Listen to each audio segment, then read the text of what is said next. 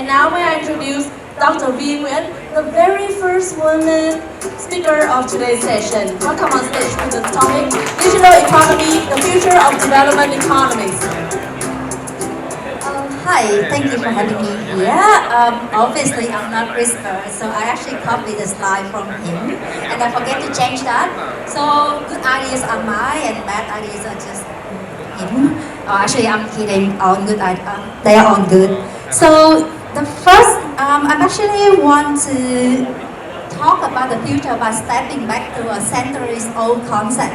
So my first exposure to DeFi or decentralized finance is actually not at Blockchain Innovation Hub in Australia.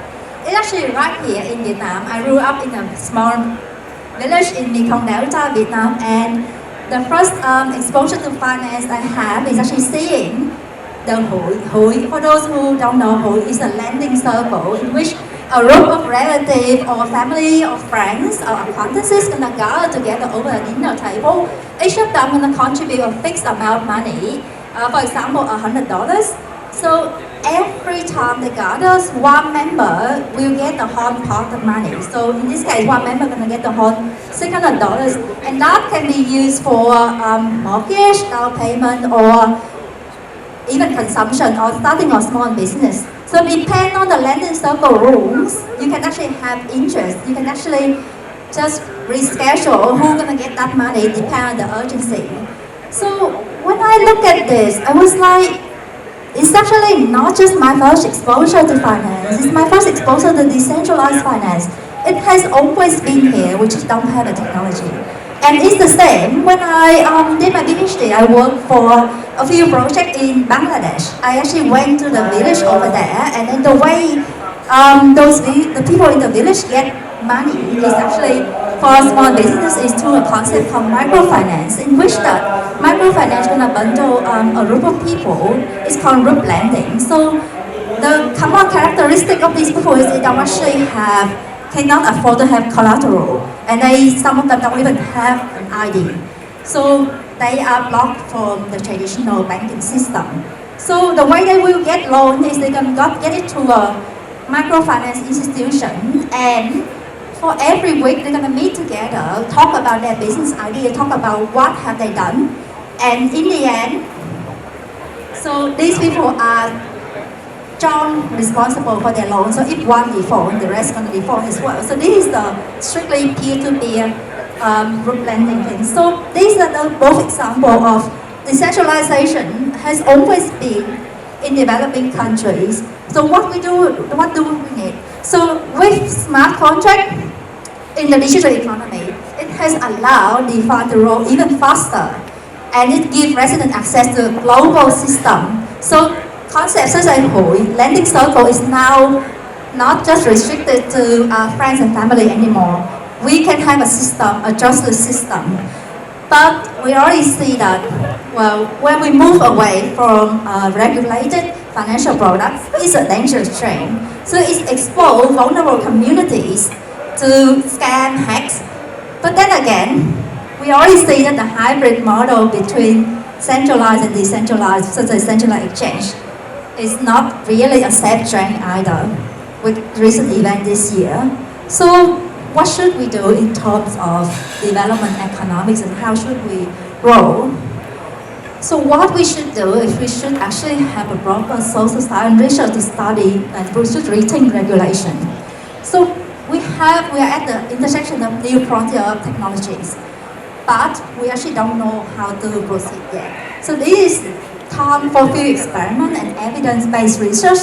The way when I work with companies in my previous slide, when to do field experiment, they usually say that, oh, it's costly to do so, why can't we just run it? But I think that the key question is, it's more costly if you don't actually run an experiment. You don't actually test and have a data to prove that your policy, your new change in policy actually work. So it's more costly not to testing or not to do a proper evidence-based research beforehand.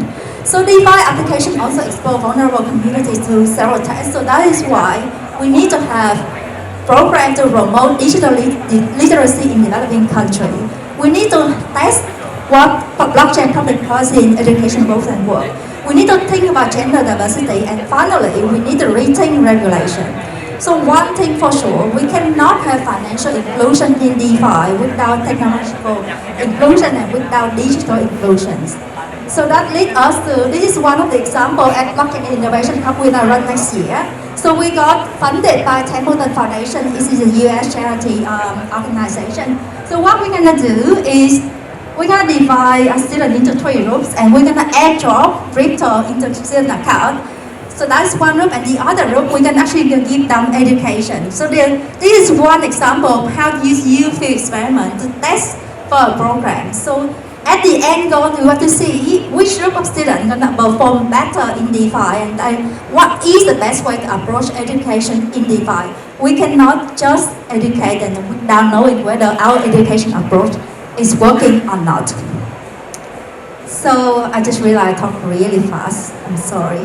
So at Blockchain Innovation Hub, so I'm gonna go back to the old school concept of economics. So usually in economics, traditionally we use it to test a few things. We want to see a model, we want to see a key causal connection, we want to see the effect of changing business practice, and we want to know the impact of public policies.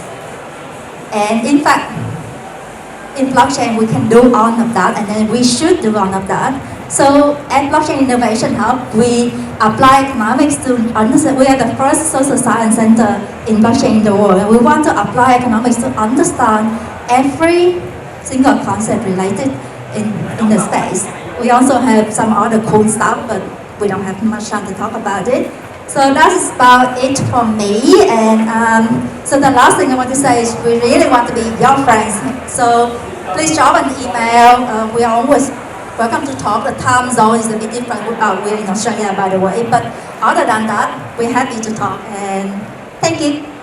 Thanks to our lovely Dr. Nguyen for your sharing.